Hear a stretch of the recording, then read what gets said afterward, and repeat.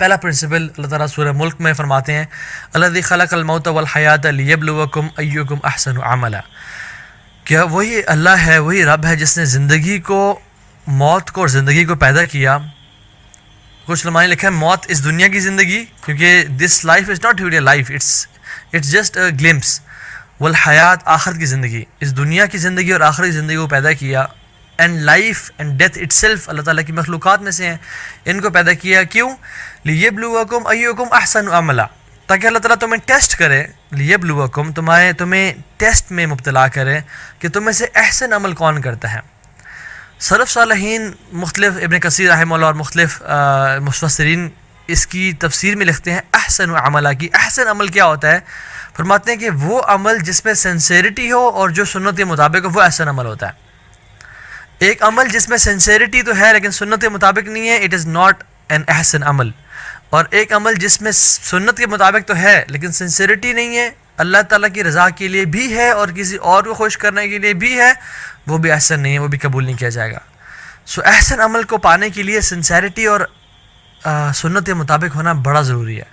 Sincerity is only for اللہ سبحانہ و تعالیٰ، اللہ کے علاوہ کوئی اور کسی اور کی رضا، کسی اور کی خوشی شامل نہ ہو اس عمل میں.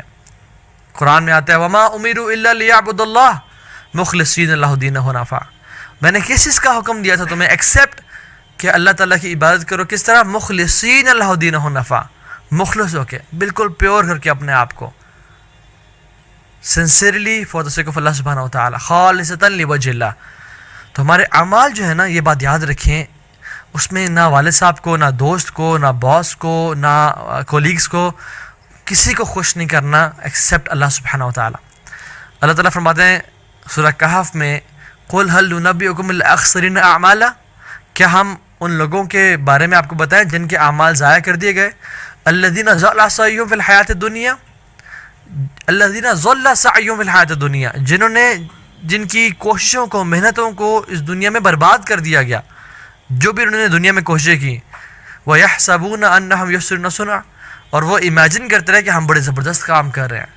یہ لوگ کون تھے؟ جن کی سنسیریٹی اللہ کی رضا کے لیے نہیں تھی، وہ لوگوں کو خوش کرنے کے لیے، لوگوں میں اپنا نام بنانے کے لیے عمل کیا کرتے تھے. اور دوسری چیز توحید کا ہونا، اللہ تعالیٰ کے لیے ہی عبادت کرنا اور اللہ تعالیٰ کے بارے میں صحیح عقیدہ ہونا. کیونکہ جو شخص توحید جس کے دل میں نہیں ہے، وہ اس کے زندگی کے تمام اعمال برباد کرتے جائیں گے. حدیث میں آتا ہے اللہ تعالیٰ خود فرماتے ہیں کہ میں لوگوں سے غنی ہوں، اور جو شخص میری عبادت میں کسی کو شریک کر دے گا I will not accept him and his deeds.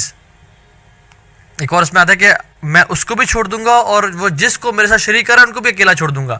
جاؤ جسے تم نے اجر لینے لو، میرے پاس تمہارے لیے کوئی اجر نہیں ہے. sometimes what happens is کہ ہم اللہ تعالیٰ کی عبادت تو کر رہے ہوتے ہیں لیکن ہم اللہ تعالیٰ کے ساتھ لوگوں کو شریک کرنا شروع کر دیتے ہیں. اور اس کا مطلب یہ نہیں کہ ہم کسی بت کو پوجا کرنا شروع کرتے ہیں. ہم لوگ نا بھولے مسلمان ہیں انفارچونیٹلی.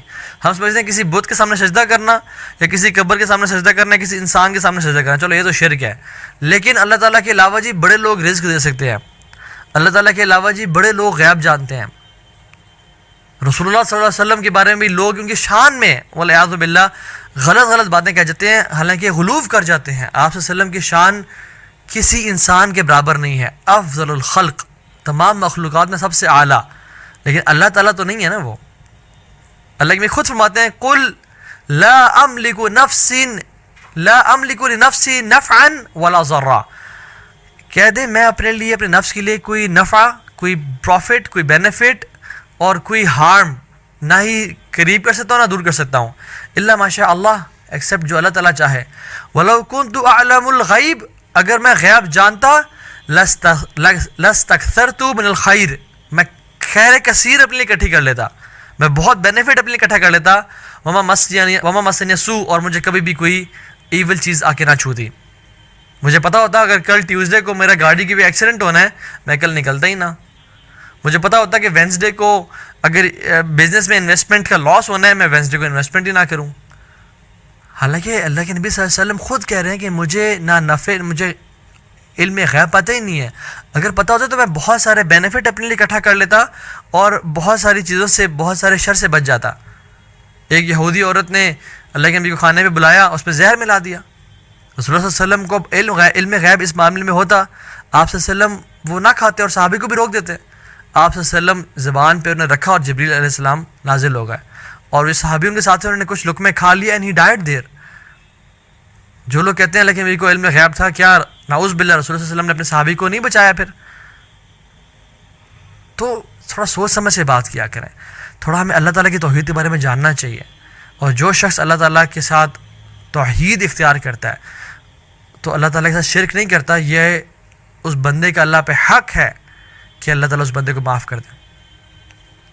اور جو ایسے کرے گا پھر جنت اس کے لیے ہے اور انشاءاللہ وہ جہنم کی آگ سے ہمیشہ ہمیشہ بچ جائے گا. دوسری چیز سنت کے مطابق عمل. ہم کہتے ہیں نا اشہد اللہ الہ الا اللہ و اشہد ان محمد رسول اللہ. اشہد ان محمد رسول اللہ کا ہمیں مطلب ہی نہیں پتہ، ہم بس سمپل ڈیفینیشن کر دیتے ہیں. اس کا مطلب یہ ہے کہ ہم اللہ کے نبی کو نبی مانتے ہیں، ان کو فالو کریں گے، جو انہوں نے طریقہ دیا اس پہ عمل کریں گے اور جسے روکا اس سے ہمیشہ رک جائیں گے. will not act upon anything other than what Prophet صلی اللہ علیہ وسلم taught us or gave us. یہاں آج کل لوگ نئے نئے اعمال بنا رہے ہیں، نئی نئی چیزیں بنا رہے ہیں. ایک پرنسپل ہمیشہ یاد رکھیں، عبادات میں ہم کوئی ایڈیشن نہیں کر سکتے کسی بھی طرح کا واٹس ایور. ہم عبادات میں کوئی کام نہیں کر سکتے. تمام عبادت حرام ہیں ایکسیپٹ جن کا پروف ہمیں رسول اللہ صلی اللہ علیہ وسلم سے مل جائے، یعنی ایکسیپٹ جو اللہ کے نبی نے کی. اور تمام معاملات حلال ہیں ایکسیپٹ جن کی ممانعت ہمیں اللہ کے نبی صلی اللہ علیہ وسلم سے ملتی ہو. لوگوں کو بدعت کی ڈیفینیشن کا ہی نہیں پتہ، لوگوں کو انویشن کا ہی نہیں پتہ. لوگ کیا سمجھتے ہیں کہ بس جی اچھا جی اگر کل منانا یا 40ویں منانا ٹھیک نہیں ہے تو پھر جہاز سے بھی سفر کرنا ٹھیک نہیں ہے اور مائکس کا اور لائٹس کا یوز کرنا بھی ٹھیک نہیں ہے کیونکہ اللہ کے نبی تو نے یہ نہیں کیا تھا. بھائی یہ معاملات ہیں، لائٹس، مائک، فلائٹس. یہ آپ اگر برگر کھا رہے ہیں تو اللہ کے نبی نے برگر نہیں کھایا تھا، تو یہ معاملات میں سے ہے، یہ دین میں سے نہیں ہے. لیکن اگر آپ دین کا کوئی حصہ بنا رہے ہیں تو وہ it has to be from Rasool Allah صلی اللہ علیہ وسلم، کیونکہ اللہ کے نبی نے ہمیں ہر خیر کی بات سے آگاہ کر دیا اور ہر شر کی بات سے ہمیں دور بچا لیا. اب جو شخص کوئی نئی چیز نکال کے لاتا ہے تو وہ ہی از انڈائریکٹلی سیئنگ کہ یہ اللہ کے نبی نے ہمیں نہیں بتائی تھی اور ہم جو ہے نا نکال کے لے آئے، والعیاذ باللہ جیسے انہوں نے ہم سے چھپائی تھی، حالانکہ وہ ہمیں ہر چیز بتا کے چلے گئے. اور جو صحابہ اللہ کے نبی کے دور میں بھی آئے اور انہوں نے ان کی سنت سے اعراض کر کے تھوڑا مزید کرنا چاہا، خطبہ بلایا اللہ کے نبی نے صلی اللہ علیہ وسلم اور کہا کہ من عمل عملا لیس علیہ امرنا فہو رد، جس نے کوئی ایسا عمل کیا جو میرے حکم کے مطابق نہیں ہے وہ رد کر دیا جائے گا. تو یہ پرنسپل ہے، پہلا پرنسپل سنسیریٹی اور رسول اللہ صلی اللہ علیہ وسلم کی سنت پہ عمل. دوسرا پرنسپل ورشپ سے ہمیشہ یاد رکھیں کہ obligatory deeds یا فرائض جو ہیں they are better than voluntary deeds. ہمیشہ فرائض they take precedence over voluntary actions. ہم لوگ کیا کرتے ہیں، ہم لوگ سبحان اللہ کبھی کبھی voluntary deeds میں آگے بڑھنے کی کوشش میں اور لگنے میں ہم فرائض کو پیچھے چھوڑ دیتے ہیں. صحیح بخاری میں ایک حدیث آتی ہے، اللہ کے نبی فرمایا صلی اللہ علیہ وسلم وما تقرب الی عبدی، بلکہ یہ حدیث قدسی ہے، ٹھیک ہے، حدیث قدسی ہے، وما تقرب الی عبدی بشیء احب الی مما افترضت علیہ. کوئی بھی انسان میرے جو سب سے زیادہ قریب آتا ہے وہ کس چیز سے آتا ہے؟ ان چیزوں پہ عمل کر کے جو میں نے فرض کیا. اور پھر وما یزال عبدی یتقرب الی بالنوافل حتی احبہ. اور پھر انسان اگر نوافل بھی کرتا ہے تو وہ میرے قریب آتا جاتا ہے حتیٰ کہ میں اسے محبت کرتا ہوں. اور لمبی حدیث ہے کہ وہ میں اسے کان بن جاتا ہوں جس سے وہ سنتا ہے، میں اس کی آنکھیں بن جاتا ہوں جس سے وہ دیکھتا ہے. تو ہم ایسا کیوں ہے کہ رمضان میں تراویح تو لوگ پڑھتے ہیں لیکن یا تو روزے نہیں رکھ رہے، روزے تو رکھ رہے ہیں، فرض نماز چھوڑ رہے ہیں. صبح سحری کی یا سحری بھی نہ کی، روزے کا ارادہ کیا اور سارا دن سوتے رہ گئے، نماز کو مس کر دیا. حالانکہ روزہ اور نماز دونوں فرض ہیں اور ان میں سے افضل فرض کون سا ہے؟ نماز. سنتوں کے بھی ڈیفرنٹ لیولز ہیں نا، فرائض کے بھی ڈیفرنٹ لیولز ہیں. سب سے افضل فرض جو ہے وہ نماز ہے، نماز کے بعد روزہ آتا ہے. People are fasting in Ramadan yet not praying. Allahu Akbar. How is it possible? People are praying Tarawih Salah and they are missing Fajr Salah. کچھ لوگ تو تراویح پڑھنے آ رہے ہیں لیکن روزہ نہیں رکھ رہے. ابن قیم الجوزی رحمہ اللہ فرماتے ہیں کہ the best understanding of deen, the best fiqh of deen is knowing the priorities of deen, knowing what to do and what we can leave. آپ وہ کام کر رہے ہیں جس کو آپ چھوڑ سکتے ہیں، اور آپ وہ کام چھوڑ رہے ہیں جس کو آپ نے لازمی کرنا تھا. دس از فولشنس. تو نو کہ فرائض ہمیشہ دے ٹیکس پریسیڈنس، ان کی افضلیت ہے اپون والنٹری پریئرز. اسی طرح سے قیامت کے دن سب سے پہلے کسی کے بارے میں سوال کیا جائے گا؟ نماز کے بارے میں. اگر اس کی نماز پوری نہ ہوئی، کچھ کمیاں ہوئیں، تو پھر نوافل کو دیکھا جائے گا کہ کچھ نوافل ایسے بھی ہیں جو ان کو کمپنسیٹ کرتے ہیں یا نہیں. تو جس کے فرض ہی پورے نہ ہوں اور وہ نفل پہ نفل کرتا رہ جائے تو لاس میں ہے. ہاں فرض پورے کر رہا تھا، سجدے میں کوتاہی رہ جاتی ہے، رکوع میں کوئی کوتاہی رہ جاتی ہے، وہ صحیح طرح نہیں بینڈ ہوا، نماز میں اس کا خیال کہیں اور چلے گیا، وہ بزنس کے بارے میں سوچ رہا تھا، اس کو شیطان نے بہکا دیا.